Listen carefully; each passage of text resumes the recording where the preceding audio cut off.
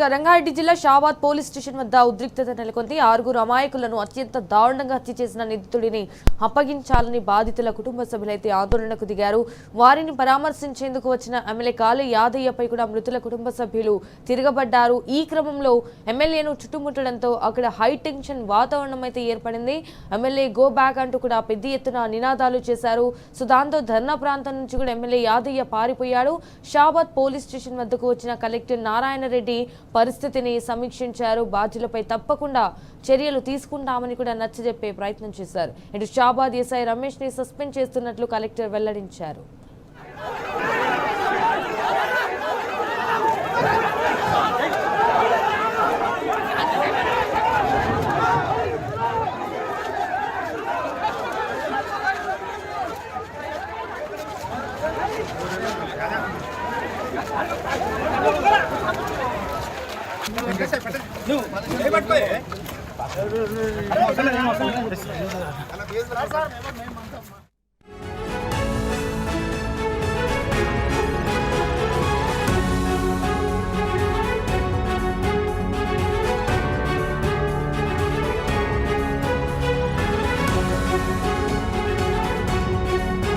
రంగారెడ్డి జిల్లా Shabad police station వద్ద ఉద్రిక్తత నెలకొంది. 6 అమాయకులను అత్యంత దారుణంగా హత్య చేసిన నిందితుడిని అప్పగించాలనైతే బాధితుల కుటుంబ సభ్యులు ఆందోళనకు దిగారు. వారిని పరామర్శించేందుకు వచ్చిన ఎమ్మెల్యే కాళీ యాదయ్యపై మృతుల కుటుంబ సభ్యులైతే తిరగబడ్డారు. ఈ క్రమంలో ఎమ్మెల్యేను చుట్టుముట్టడంతో అక్కడ హై టెన్షన్ వాతావరణం అయితే ఏర్పడింది. అయితే ఎమ్మెల్యే గో బ్యాక్ అంటూ కూడా పెద్ద ఎత్తున నినాదాలు చేశారు. దాంతో ధర్నా ప్రాంతం నుంచి ఎమ్మెల్యే యాదయ్య పారిపోయాడు. షాబాద్ పోలీస్ స్టేషన్ వద్దకు వచ్చిన కలెక్టర్ నారాయణ రెడ్డి పరిస్థితిని సమీక్షించారు. బాధ్యులపై కూడా తప్పకుండా చర్యలు తీసుకుంటామని నచ్చజెప్పే ప్రయత్నం చేశారు. అయితే ఇటు షాబాద్ ఎస్ఐ రమేష్ ని కూడా సస్పెండ్ చేస్తున్నట్లు కలెక్టర్ వెల్లడించారు.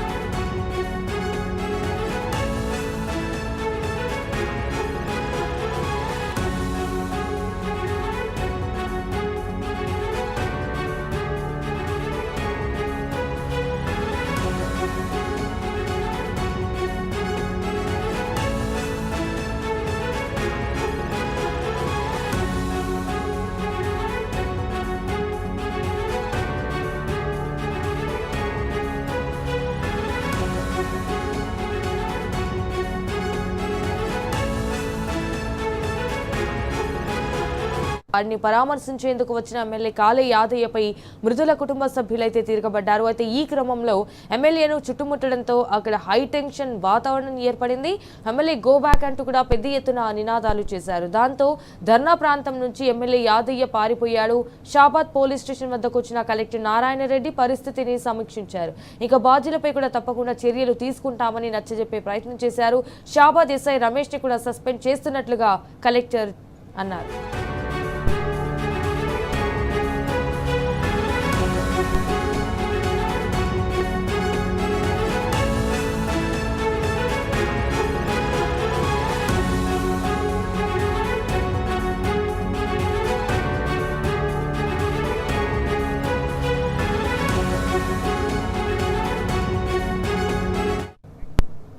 సో రైట్, ఇక ఇది విషయానికి సంబంధించి మరిన్ని డీటెయిల్స్ మా ప్రతినిధి సందీప్ రెడ్డి లైవ్ ద్వారా అందించడానికి అయితే సిద్ధంగా ఉన్నారు. రైట్ సందీప్, ఇటు మరి షాబాద్ పోలీస్ స్టేషన్ దగ్గర సిచ్యువేషన్ ఎలా ఉంది?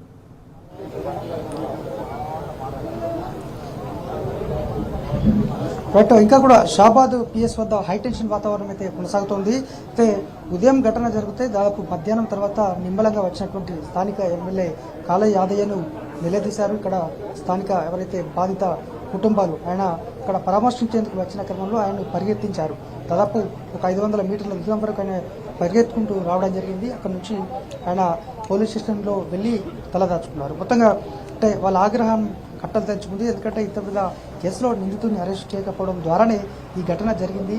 ఇంత 6 ప్రాణాలు కోల్పోయారనేది వీళ్ళంతా కూడా ఆందోళన చేస్తున్నారు. అయితే జిల్లా కలెక్టర్ కొద్దిసేపటి క్రితమే ఇక్కడికి రావడం జరిగింది. బాధిత కుటుంబంతో చర్చలు జరిపారు. అయితే ఒక్కొక్కరికి మృతి చెందినటువంటి కుటుంబాలకు 6 లక్షల రూపాయలతో 5 లక్షల రూపాయలతో పాటు ఎవరైతే బాధితురాలు మృతి చెందిందో ఆ బాధితురాలకు ఒక మానసిక వికలాంగురాలైన ఒక చెల్లె కూడా ఉంది.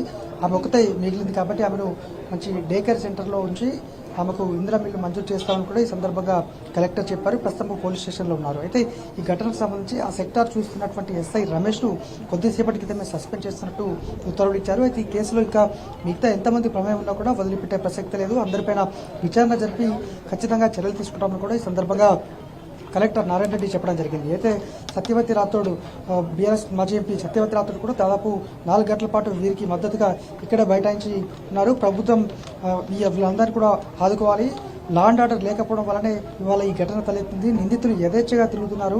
రేవంత్ రెడ్డి రాజీనామా చేయాలి, అలాగే బాధిత కుటుంబాలకు మంచి పరిహారం ఇవ్వడంతో పాటు అది చూసుకోవాలని కూడా ఈ సందర్భంగా వాళ్ళు చెప్పడం జరిగింది. మొత్తంగా పిఎస్ వద్ద చూడొచ్చు మనం ఇంకా కూడా అనేక మంది కుల సంఘాలకు సంబంధించినటువంటి వారు కావచ్చు, ఆమె బంధువులకు సంబంధించిన వారు పెద్ద సంఖ్యలో కూడా ఇక్కడే ఉన్నారు. వాళ్ళంతా కూడా న్యాయం చేయాలనేటువంటిదే వాళ్ళ ప్రధాన డిమాండ్. పోక్సో కేసులో నిందితుడు అరెస్ట్ అయి ఉంటే ఈ పరిస్థితి తలెత్తేది కాదు, 6 మరణానికి కారణమేది కాదని చెప్తున్నారు. మొత్తంగా ఇంకా హైటెన్షన్ వాతావరణంతో కొనసాగుతోంది.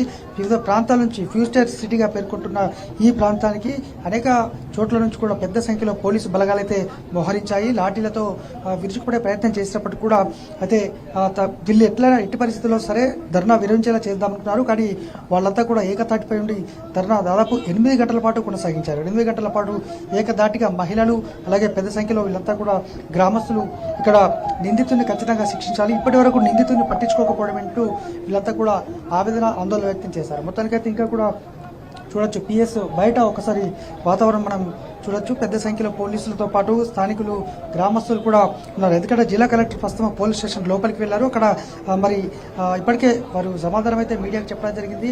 5 లక్షల రూపాయలు ఒక్కొక్కరికి, బాధితురాలి మానసిక వికలాంగుల వాళ్ళ చెల్లకు 5 లక్షల రూపాయలతో పాటు ఇందిరా మిల్లు డే కేర్ సెంటర్లో ఉంచి మంచి వసతులు కల్పిస్తామని అయితే చెప్పారు.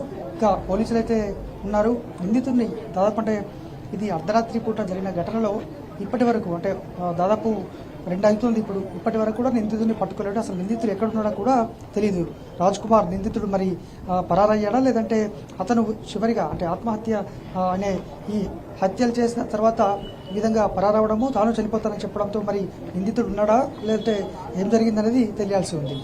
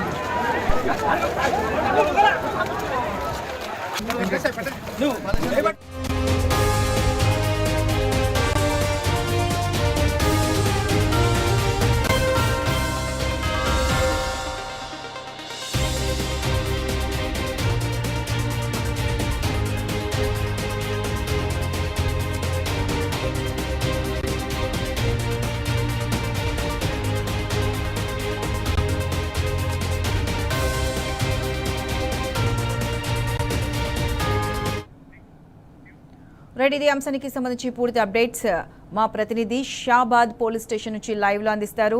సందీప్, చెప్పండి. షాబాద్ మర్డర్ కేసులో ప్రస్తుతం ఎస్ఐ రమేష్ ను సస్పెండ్ చేస్తున్నట్లు కలెక్టర్ వెల్లడించారు. ప్రస్తుతం అక్కడ ఉద్రిక్తత పరిస్థితులు తలెత్తుతున్నట్లు తెలుస్తుంది. దీనికి సంబంధించి పూర్తి అప్డేట్స్ ఏంటి?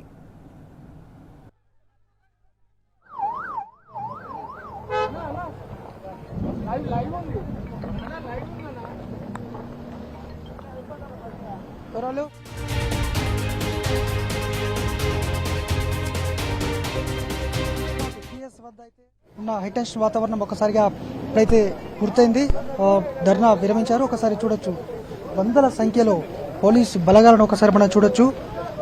భారీ ఎత్తున కూడా పోలీసులంతా ఇక్కడ మోహరించారు. ఇప్పుడైతే ధర్నా విరమించినప్పటికీ కూడా మరి వాళ్ళు ఎవరైతే బాధిత కుటుంబాలకు సంబంధించి వారు ఇంకా కూడా ఆగ్రహంతో ఉన్నారు.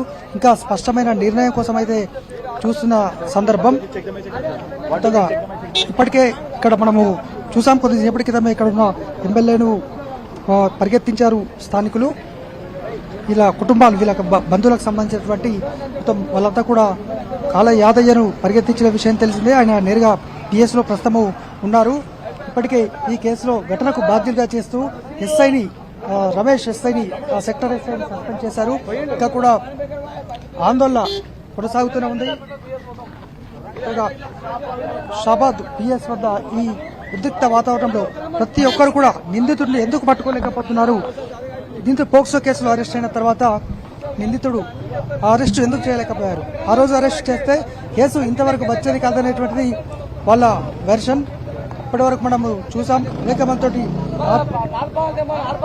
మాట్లాడించాం.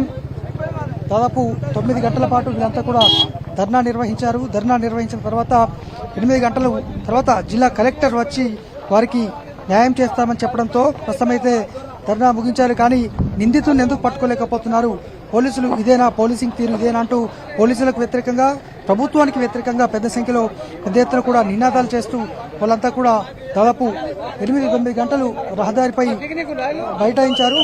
పోలీసులపైన తీవ్ర ఆగ్రహ జ్వాలలైతే వ్యక్తం చేశారు. మొత్తంగా నిందితుడిని ఎందుకు అరెస్టు చేయలేదు అంటూ వీళ్ళంతా కూడా చూస్తున్నాం. మొత్తంగా పెద్ద సంఖ్యలో పోలీసు బలగాలు, ఈ దొంగ పోలీసులు మొత్తము ఇప్పుడు ఏం న్యాయం చేసిర్రు? 6 పాలనలు పోయినాయి, మాకేం తెచ్చిర్రు? 6 పాలనకి ఏమో తెచ్చిర్రా? డబ్బులు ఇస్తాను చెప్పు, డబ్బులు మాకు ఉన్నాయా? మేము డబ్బులు ఇస్తాం, మేము డబ్బులు ఇస్తాం, మాకు పాలన తెచ్చిమని, మాకు డబ్బులు పాలన తెచ్చిమని. 6 పాలనలు పోయినాయి కదా, తెచ్చిమని మాకు, మేము డబ్బులు ఇస్తాం. కలర్ చెప్పిండు, అయిపోయింది. ఆయన దేవునాడు తెచ్చిండు. 5 ఇస్తా 10 ఇస్తా, ఆ 10 రూపాయలు ఇస్తే మాకు చచ్చిన వాళ్ళు పణం వస్తుందా? రాదు కదా. చనిపోయిన వాళ్ళ పణం మాకు రాదు. సరే, వాడు శిక్షకు ఉన్నాడు, యాదో గుట్టకాడు ఉన్నాడు చెప్తే పోలీసులు చెప్తున్నారు. వచ్చే వాళ్ళు మా దగ్గర ఉన్నారు, మీరు మా బాడిగేలా మీరున్నారు, మీ ఎమ్మెల్యేలకు, మీ ఎంపీలకు, మీ మంత్రులకు మీరున్నారు. మేము కులం తక్కువలము, కులం ఎక్కువ చెప్తలే. అందరికి మీ బాడిగేలా మీరు ఉండాలి, మంచి చెడు మీరు చూసుకోవాలి. ఒక పసికంద చిన్నపిల్ల వాళ్ళకి ఏం తెలుసు? ఈయన కొడుకుని ఉడిసిల్చ తీయొద్దు, షూట్ చేయొద్దు, నరి రోడ్డు మీద కాలు చేతి రోడ్డు నరికి రోడ్డు మీద వండ పెట్టాలి. ఈ నా కొడుకు నేనే మంచోనే, అంత మొగలు మంచోని చెప్తాయి మీరు అని, నేను ఎవరైనా సరే ఈసోని కొడుకు ఇంకో నెక్స్ట్ టైం చేయకుండా వీళ్ళని పండ పెట్టాలి. కాళ్ళు చేతి రెండు తిండికి రావద్దు, కడుకోనికే రావద్దు. ఇసొంటి కొడుకు ఇంకో నేర్వనికి కూడా భయపడాలి. ఆగ్రహ జ్వాలలు ఇంకా కూడా కొనసాగుతున్నటువంటి సందర్భం. షాబాద్ పోలీస్ స్టేషన్ వద్ద ఇప్పటి వరకు కొనసాగిన ఉద్రిక్తత అయితే కాస్త తెరపడిందని చెప్పవచ్చు. మొత్తంగా నిందితుడిని ఇప్పటి వరకు ఎందుకు పట్టుకోలేకపోయారు రాజ్ కుమార్ పోలీసులకు? మరి ఇంకా పోలీసింగ్ ఉంది, మళ్ళీ ఇది ఫ్యూచర్ సిటీ కమిషనరేట్, ఈ పరిధిలో కూడా మరి ఇంత దారుణంగా మొన్ననే సీఎం రేవంత్ రెడ్డి ఇక్కడికి వచ్చినట్టు చెప్తున్నారు. మరి లాండ్ ఆర్డర్, శాంతి భద్రతలు ఉండాల్సిన తీరు ఇదేనా? పోక్సో కేసులో నిందితుడికి ఇదే విధంగా శిక్ష ఇదే విధంగా ఉంటుందా? అందరికీ ఒక న్యాయం, ఒక్కొక్కరికి ఒక్కొక్క న్యాయం ఉంటుందా? మరి ఒక ఎస్ఐని బాధ్యులు చేసి రమేష్ అనే ఎస్ఐని సస్పెండ్ చేశారు. మరి మిగతా వారిపై చర్యలేవి? ఇంట్లో ఒక స్టేషన్ కు సీఐ ఉంటారు, ఇంకా అనేక మంది కూడా ఉంటారు. మరి వాళ్ళపైన ఎటువంటి చర్యలు తీసుకుంటారు అనేది తెలియాల్సి ఉండగా మొత్తానికైతే ఇప్పటి వరకు ఈ ఎవరైతే బాధిత మృతురాలు ఉన్నారో ఆమెకు సంబంధించి ఒక మానసిక వికలాంగురాలైనటువంటి ఒక చెల్లె ఉంది. ఆమెకు ఎటువంటి లోకజ్ఞానం కూడా తెలియదు. ఆమె ఇప్పుడు ఒంటరిగా మిగిలిపోయింది.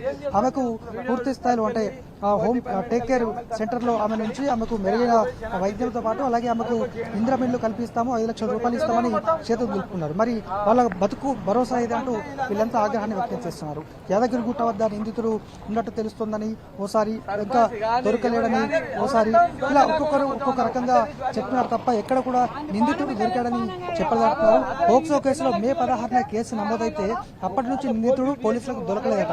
నిన్న ఆయనకు యాంటిసిపేటరీ బెయిల్, ముందస్తు బెయిల్ వచ్చిన తర్వాత నిందితుడు ఆయన నేరుగా కుటుంబ సభ్యులతో పాటు బాధితురాల్ని, వాళ్ళ నానమ్మను, అమ్మను, ముగ్గురిని చంపాడు. మొత్తం 6 బలయ్యారు. ఈయన కుటుంబానికి సంబంధించి 2 చిన్నారులు చూడొచ్చు. ఇక్కడ ఇంకా కూడా వాళ్ళు ఇదే ఆగ్రహ జ్వాలలైతే కొనసాగుతున్నాయి. మొత్తంగా కూడా మరి ఏం జరుగుతోంది, ఇంకేం చెప్తారు అనేటువంటిదే ఇంకా చెప్తున్నటువంటి. ఇప్పుడు రేవంత్ రెడ్డి వచ్చేయండు, కలెక్టర్ కాడికి వచ్చేసిండు, ఏమేమి చేసిండు? ఇప్పుడు ఈ సిచ్యువేషన్ ఏం చేసిన ఇప్పుడు ఇప్పుడు నేను ఇప్పుడు అతను చేసిన తర్వాత మళ్ళీ నేను బి చేస్తా. దాని గురించి మేము పోరాడుతున్నాం. ఆ వ్యక్తిని మాకు పట్టించండి. ఇప్పుడు ఒకరొకరు నేర్చుకుంటారు కదా సార్. అలాంటప్పుడు ఆ వ్యక్తి వాళ్ళ అమ్మ డాడీకి ఫోన్ చేసి నేను గిట్లా 3-4 చంపేసిన, నేను గిట్లా ఊరేసుకొని చచ్చిపోతున్నానని చెప్పిండు. ఊరేసుకొని చచ్చిపోయిన మనిషి మళ్ళీ శ్రీశైలం ఎట్లా పోయిండు? ఇదే మొత్తంగా ఇంకా ఆగ్రహ జ్వాలలైతే కొనసాగుతున్నాయి. పోలీసులు పెద్ద సంఖ్యలో కూడా పోలీసులు చూడొచ్చు పిఎస్ వద్ద ఇట్లా ఏ విధంగా ఉన్నారో దాదాపు ఒక 100ల సంఖ్యలో పోలీస్ బలగాలు ఇక్కడికి రావడం జరిగింది. కట్టడి చేసేటువంటి ప్రయత్నం చేస్తున్నారు. మొత్తంగా ఇక్కడ కూడా నిందితుడిని అరెస్ట్ చేయొద్దు, ఉరి తీయొద్దు, నడి రోడ్డు పైన ఆయన ఇక్కడే పనికి రాకుండా అంటే ఎటువంటి ఉపయోగం లేకుండా చేయాలనేటువంటిది వీళ్ళ వెర్షన్. ఎందుకంటే నిందితుడు చంపి దాదాపు 12-13 గంటలు దాటింది. ఇప్పటి వరకైతే పట్టుకోలేకపోయారు. మొత్తంగా లోపల ఎమ్మెల్యే ఉన్నారు. ఎమ్మెల్యే ఇక్కడికి వచ్చినటువంటి సందర్భంలో ఆయన పరిగెత్తించారు. ఎందుకంటే దాదాపు ఘటన జరిగి గిన్ని గంటలైతే తాపిగా రావడము, దీంతో ఆయన ఎటువంటి సమాధానం చెప్పకపోవడంతో ఆయన కాస్త దూరం పరిగెత్తించినటువంటి సందర్భం. మరి ఈ విధంగా సత్యవతి రాథోడ్ కూడా వచ్చారు. వారు దాదాపు 5 గంటల పాటు వీళ్ళకి మద్దతుగా అండగా నుంచి ఇక్కడే ఉన్నారు. వారికి న్యాయం చేసే విధంగా న్యాయం చేయాలని కూడా డిమాండ్ చేశారు. ఇటువంటి ఘటన పునరావృతం కాకుండా చూడాలి. సీఎం రేవంత్ రెడ్డి చేతిలోనే హోంశాఖ ఉంది. మరి ఆయన ఏం చేస్తున్నారు? ఫ్యూచర్ సిటీగా పేర్కొనే ఇక్కడికి మొన్నే కొద్ది రోజుల క్రితమే సీఎం రేవంత్ రెడ్డి వచ్చి పెద్ద గప్పాలు పెద్ద అంశాలు వెల్లడించినటువంటి నేపథ్యం ఉంది. మరి ఎందుకు ఇలా ఈ విధంగా జరుగుతోంది అనేటువంటిది వారు ఖచ్చితంగా ప్రభుత్వం వెంటనే రేవంత్ రెడ్డి రాజీనామా చేయాలి, దీనికి బాధ్యులైన వ్యక్తిని ఉరి తీయాలి, బాధితులను ఆదుకోవాలి అనేటువంటిది ఈ విధంగా మొత్తంగా ఒక ఉద్రిక్త వాతావరణం అయితే ఇప్పటి వరకు కొనసాగింది. దాదాపు 8-9 గంటల పాటు ఏకధాటిగా షాబాద్ పోలీస్ స్టేషన్ ఎదుట జాతీయ రహదారిపై బైఠాయించి నిరసన ఆందోళన వ్యక్తం చేశారు, ధర్నా చేశారంటే చూడొచ్చు బాధిత కుటుంబాల్లో ఇంత తీవ్రంగా ఉందనేది. గ్రామంలో అయితే తీవ్ర విషాద చేయాలనుకున్నాయి, గుండె లవిసేలా రోధిస్తున్నారు. 2 చిన్నారులతో పాటు భార్యను చంపాడు, ఇటు వాళ్ళ బాధితురాలి కుటుంబానికి సంబంధించి మొత్తం అంతా ముద్రించాడు. మరి ఎంత రెండో తర్వాత నిందితుడు ఇప్పటి వరకు పట్టుబడకపోవడం అనేటువంటిది తీవ్ర చర్చనీయాంశంగా మారింది. షాబాద్ ఎస్ఐ రమేష్ అనే వ్యక్తిని ఒక ఎస్ఐని మాత్రం సస్పెండ్ చేసి చేతులు దులుపుకున్నారు. మరి నిందితుడు పట్టుబడ్డా లేకుంటే అతను ఫోన్లో చంపిన తర్వాత వాళ్ళ కుటుంబ సభ్యులకు ఫోన్ చేసి చెప్పిన విధంగా మరి ఆయన ఆత్మహత్యకు పాల్పడ్డా లేకుంటే పోలీసులకు ఇంకా దొరకలేదా? పోలీసింగ్ ఏం చేస్తోంది? దొరికితే ఎక్కడున్నాడు? పట్టుబడ్డ నిందితునికి సంబంధించి ఎటువంటి వివరాలు వెల్లడిస్తారు? అతను ఒక సైకో అంటున్నారు, లేదంటే అని కావాలని చేశారంటున్నారు. షాబాద్ నుంచి దాదాపు 6 కిలోమీటర్ల దూరంలో ఉన్నటువంటి గ్రామానికి తీసుకెళ్లి చెరువు వద్ద అత్యాచారానికి పాల్పడి అక్కడ హత్య చేశారంటే నిందితుని వ్యవహార శైలి ఏంటో మనకు అర్థమవుతుంది.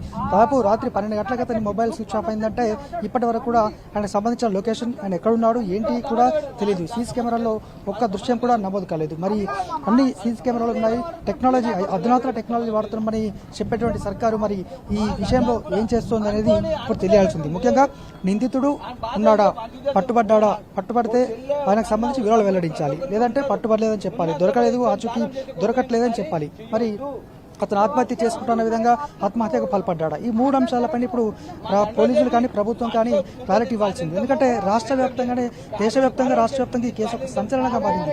ఒక్క వ్యక్తి అతి కిరాతకంగా 6గురిని హత్య చేద్దామంటే మామూలు మాటలు కాదు. మరి పోలీసింగ్ ఏం చేస్తుంది అనేటువంటి ప్రశ్న ఉత్పన్నమవుతోంది. నిందితుడు నిన్న పోక్సో కేసు ఐటీస్పెట్టర్ బెయిల్ వచ్చిన తర్వాత వెంటనే ఆయన పైన కాస్త నిఘా ఉంచాల్సిన అవసరం ఖచ్చితంగా ఉండేది. ఎందుకంటే ఒక వ్యక్తి కేసు పెట్టాలంటే ఆయనకు సంబంధించి ఏదైనా చేయాలనేటువంటిది నేరస్తుల శైలి ఉంటుంది. మరి ఈ క్రమంలో ఆయన పైన ఎందుకు దృష్టి సారించలేదు అనేది ఇప్పుడు ప్రధానంగా ఆయన కాపాడింది ఎవరు? పోలీసులా మరి ఎవరనేది మనకు తెలియాల్సి ఉంది. ప్రత్యూష. రైట్ సందీప్.